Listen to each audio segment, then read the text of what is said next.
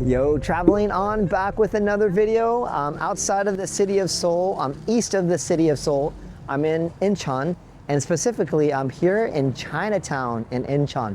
So the better half and I, we went and ate some really great food that you can only get here in Incheon.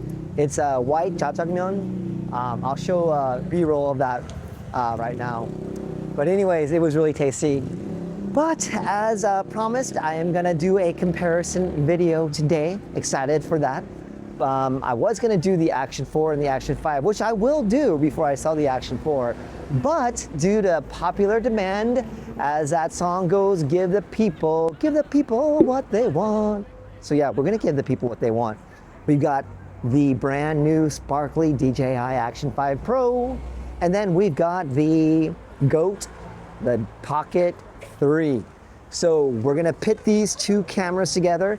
I'm not gonna go into very big details with ND filters and getting perfect motion blur. Today I'm just gonna do a run and gun comparison. So with the Pocket 3, I'm gonna show the settings right now on the screen that I use for the Pocket 3 today. And then for the Action 5 Pro, I'm gonna show you right now the settings that I'm going to be using for the Action 5 Pro. So basically what I want to do is, I know the vast majority of us making videos are not going to fiddle with ND filters and worrying about perfect motion blur and making sure you get the perfect dialed in ND setting for the particular sun. While I do appreciate all that, today we're just going to run and gun and kind of do vlog style, but not really vlog. I'm just going to pit these two together and we're going to see how things go. So without further ado, let's jump into this comparison. Yo, future Adam here. In hindsight, I should have used the D-Log M for the Pocket 3 for the best comparison between the two cameras. I did go with the Pocket 3 normal color profile because it exposes the face the best for talking shots. I use this because I really wanted to showcase what I feel may be the best vlogging settings for both the Pocket 3 and the Action 5. So let's get into the action. Okay, so here we go. We've got the Pocket 3 to my right and the Action 5 Pro on my left. And we got the DJI Mic 2 attached to the Action 5 Pro. So let's kind of do a run and gun here. We're just gonna take a gander here around this area. So let's kind of look over here. It's kind of a decent day to do this because there's a lot of light and shadow.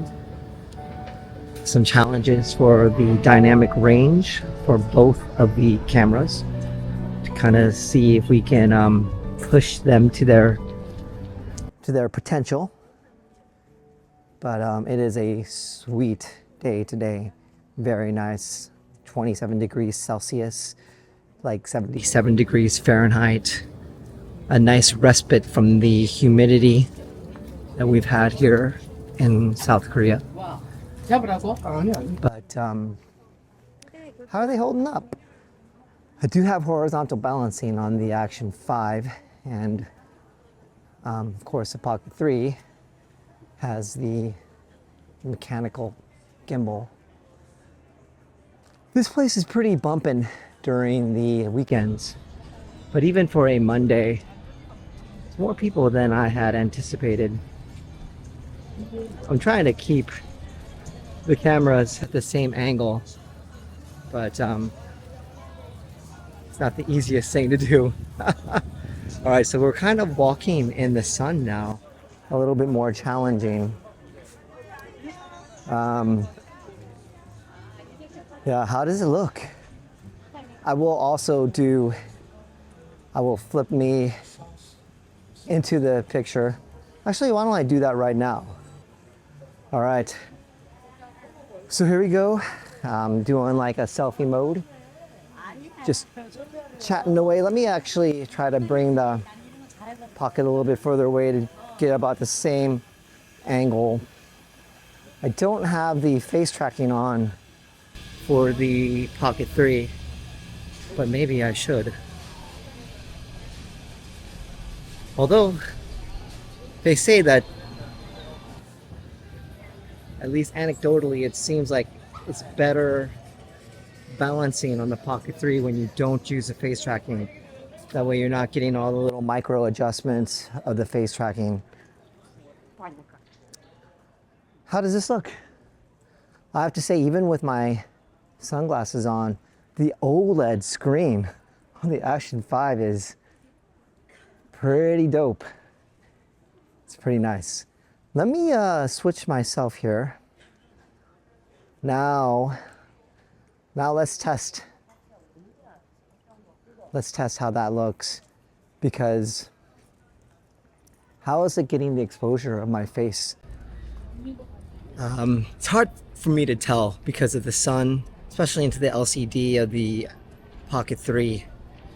But from experience, it should be exposing my face pretty well on the Pocket 3. As for the Action 5, I guess when we're watching this, we'll be able to tell, but I can't tell right now regarding how well it's exposing my face. Okay, so we're back to walking. This time we have the sun behind our back.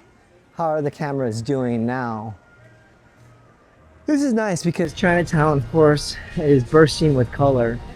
So, ooh, there's milk tea. I don't like milk tea, but my wife does.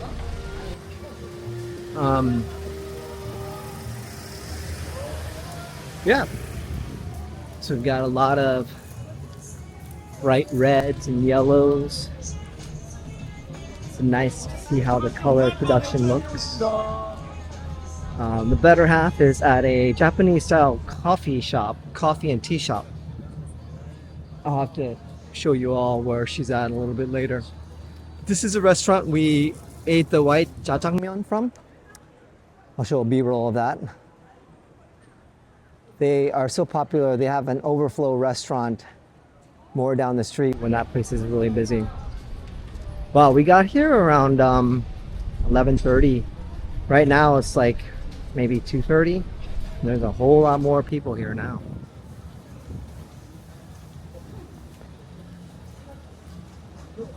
How's everything looking, folks? Here we got some stairs. Okay, trying to keep it at the same focal length. It's a little challenging. I'm holding the pocket further away. I do have it on D-warp and horizon balancing to punch it in a little bit on the Action 5, but yeah, of course, you know, I think both cameras are gonna do pretty well, but I mean, there's advantages and disadvantages to the Pocket and the Action. But I'm interested to do some night comparisons as well, because that's one of the things that DJI has been boasting about, is the ability for the Action 5 to do better in the evening than the Action 4. And a while back I did a comparison with the Action 4 and the Pocket 3, and I used my Action gimbal, not my Action gimbal, but it's a gimbal that's made for action cameras. So I was utilizing that with the Action 4 a while back, and it did pretty well. But now with the improved night video shooting, the Action 5 could very well be really comparable to the Pocket. I think one of the things that when you look at an action camera versus like the Pocket 3 is that if you want to add the versatility of a mechanical gimbal, you can add a mechanical gimbal to the Action 5. You have not a 1-inch sensor, even though it's not technically a 1-inch sensor per se with the Pocket 3, but you have not as big of a sensor as a Pocket 3, but with the improved algorithm of the 4nm chip supposedly in the Action 5, you do have possibly a really good night evening video capturing with a gimbal. And then you have the flexibility, of course, with an action camera to take it off the gimbal, do a lot of like action things, action sports, and have just that super small form factor. And of course, the inclement weather is a big advantage to the Action. So the versatility for the Action alone is great, but of course, a video that I did a while back when I was in Vietnam, I'll post that up here to my left or to my right, which one? But yeah, I did a comparison between which one I would end up choosing between the Action and the Pocket. Take a look at that video. It performed really well, and I was really proud of that video. And in that video, I made a decision. So yeah, take a look at that video if you haven't seen it. But it will be very interesting after putting the Action 5 through its paces, doing more comparisons with the Pocket 3 and the Action 5 to ultimately see who does best. So back with just the Action 5. What I kind of wanted to do today was just do the basic run and gun comparison.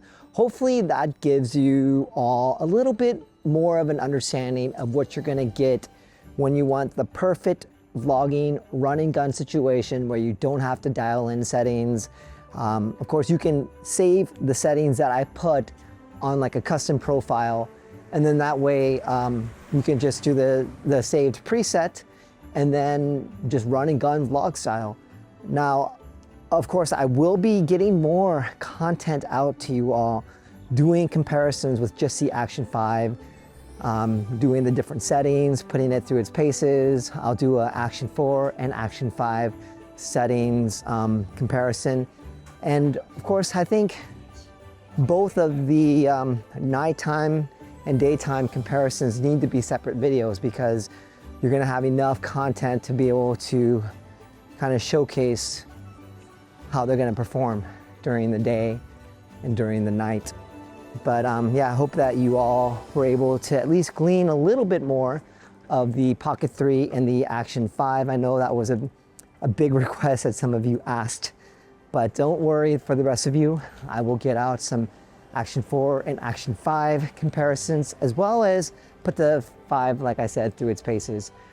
But in the meantime, y'all, yeah, really appreciate you all.